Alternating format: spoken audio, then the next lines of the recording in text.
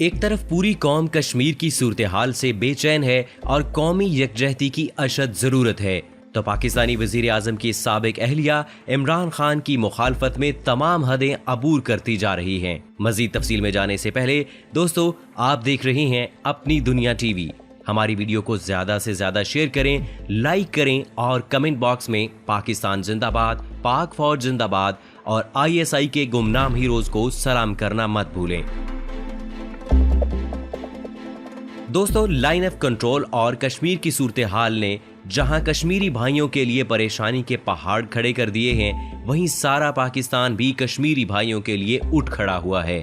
حکومت، اپوزیشن اور عوام سبھی یک زبان ہو گئے ہیں، اور چند دن پہلے حکومت کے خلاف سراپا احتجاج مریم نواز، بلاول بھٹو، شہباز شریف جیسے اپوزیشن رہنما بھی کشمیر کے مسئلے پر اپنی حکومت اور بہادر افواج کے ساتھ مل کر کشمیری بھائیوں کی مدد کے لیے لبیک پکار رہے ہیں۔ تو وہیں ریحام خان، جو کہ پاکستانی وزیر اعظم کی سابق اہلیہ ہیں، انہوں نے ٹویٹر پر عمران خان کے خلاف محاذ سنبھال لیا ہے اور اپنے ٹویٹس کے ذریعے انہوں نے گمراہ کن پروپیگنڈا شروع کر دیا ہے۔ اپنے ٹویٹس میں ریحام خان عمران خان پر سنگین الزامات عائد کرتے ہوئے لکھتی ہیں کہ عمران خان نے امریکہ میں کشمیر کا سودا کیا ہے اور انہیں قومی سلامتی کے ایشوز کا سودا کرنے کے لیے ہی اقتدار میں لایا گیا ہے۔ ساتھ ہی وہ عمران خان کے اس بیان پر کافی تنقید کر رہی ہیں جو چند ماہ پہلے عمران خان نے دیا تھا کہ اگر مودی کی حکومت دوبارہ آ گئی تو مسئلہ کشمیر کو حل کرنے میں مدد ملے گی۔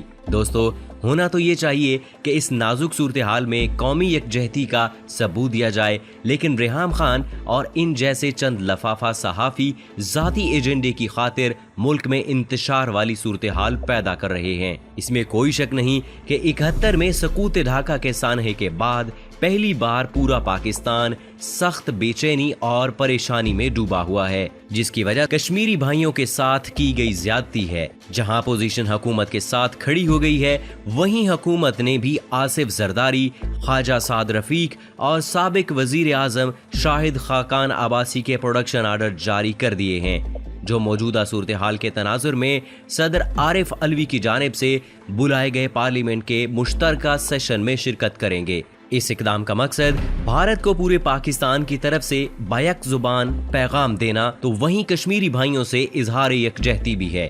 لیکن ریحام خان نے اس نازک صورتحال میں بھی پروپیگنڈے کا ہی سہارا لیا ہے، جس کی وجہ سے انہیں خاصی تنقید کا نشانہ بنایا جا رہا ہے۔ دوستو، یہ وقت ہے ایک ہونے کا۔